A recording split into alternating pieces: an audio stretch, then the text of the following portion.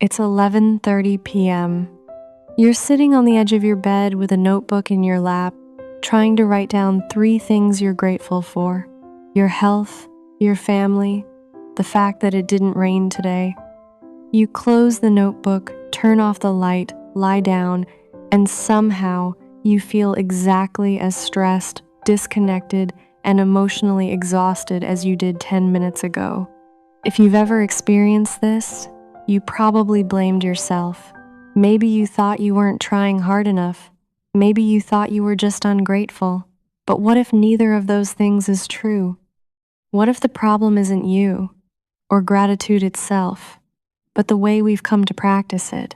Psychologists have known for decades that the human brain adapts surprisingly quickly to good things. It's called hedonic adaptation.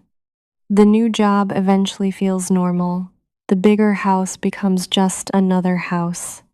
Even the people we love most can slowly become part of the background of everyday life. What once filled us with wonder becomes ordinary. That's simply how the brain conserves attention. But there's another problem hiding beneath the surface. Modern gratitude often asks us the same question, over and over again. What good happened to me today? At first, that question can be powerful. It trains your mind to notice the blessings you've been overlooking. Centuries ago, Japan developed a completely different approach to gratitude. This was long before daily journals or modern psychology. It didn't force you to feel thankful. It simply asked you to see your life honestly. And that shift changes everything. There is a quiet assumption behind most self-improvement advice.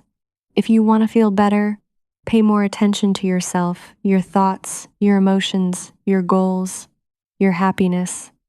And to be fair, sometimes that's exactly what we need, but there is a limit.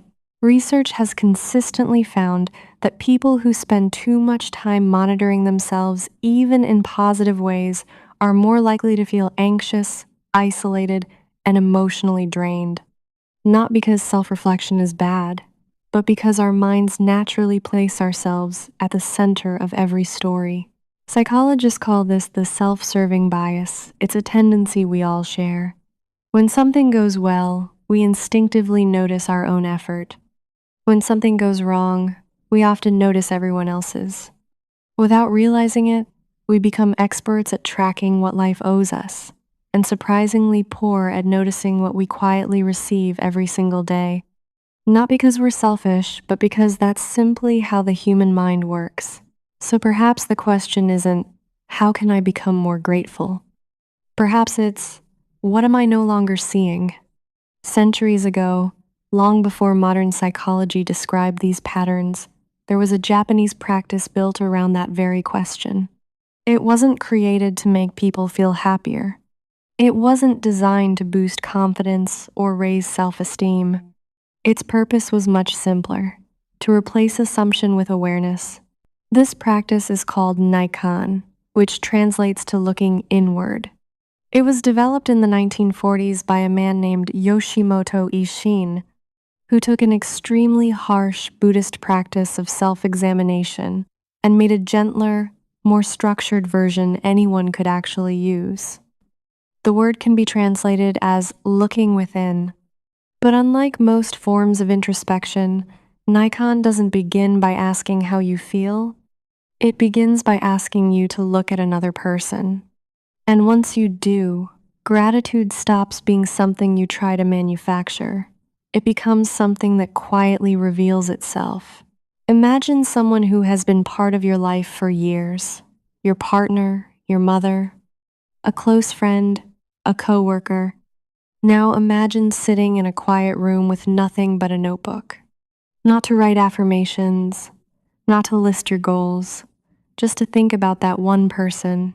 Naikan asks you only 3 questions. The first feels familiar. What have I received from this person? At first, the answers seem obvious. They helped me. They listened. They encouraged me. But if you stay with the question a little longer, you begin noticing things you had stopped seeing. The meal they cooked without mentioning it. The message asking if you got home safely. the errands they ran, the compromises they made, the hundreds of ordinary acts that quietly became invisible because they happened every day. Then comes the second question: what have I given to this person?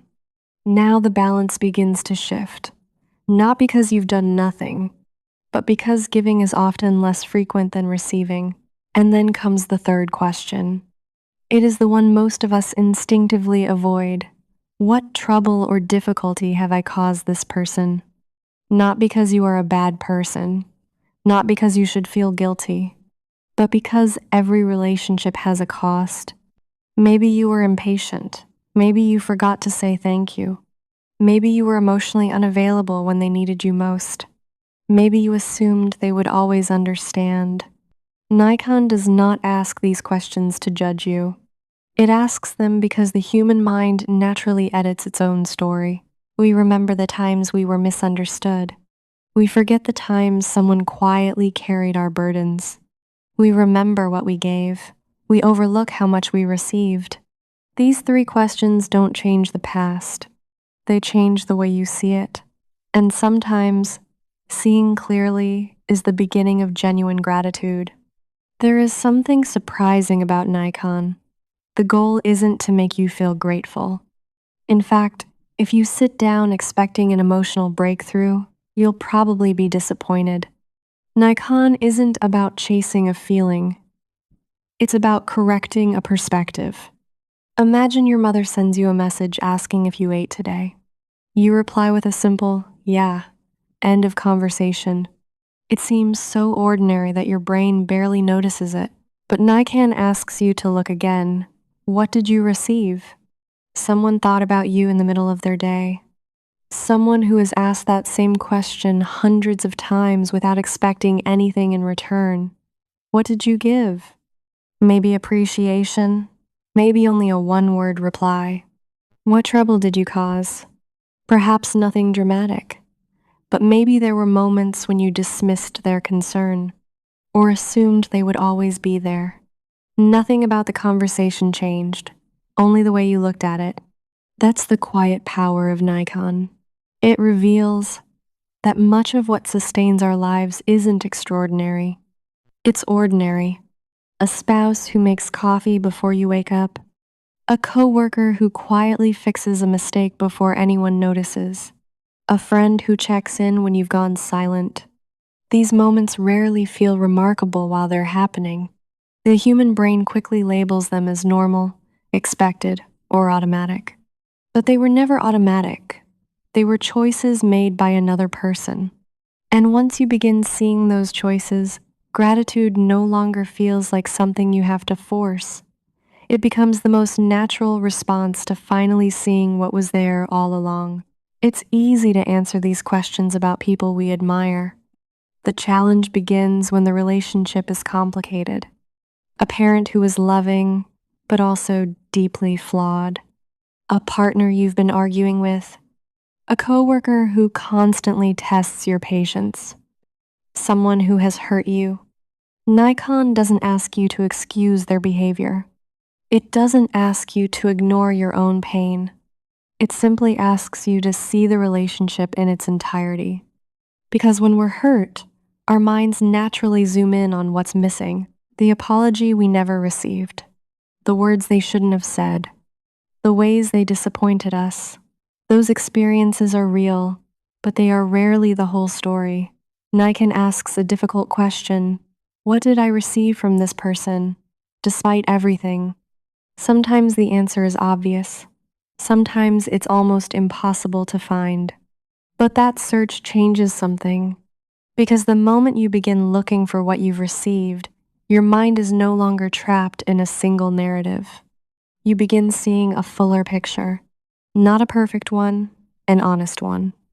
And honesty has a quiet way of softening resentment. Not overnight, not in every situation, but enough to loosen the grip our stories often have on us. Perhaps that's why Naikan has been used for decades in Japan, not only in personal reflection, but also in counseling, education, and rehabilitation. Not because it erases the past, but because it helps people see it with greater clarity. And clarity often succeeds where willpower fails. You don't become more compassionate by forcing yourself to feel differently. Sometimes you simply learn to see more than you saw before. So, if you were to open that notebook today, ask what you received, ask what you gave, ask what trouble you caused.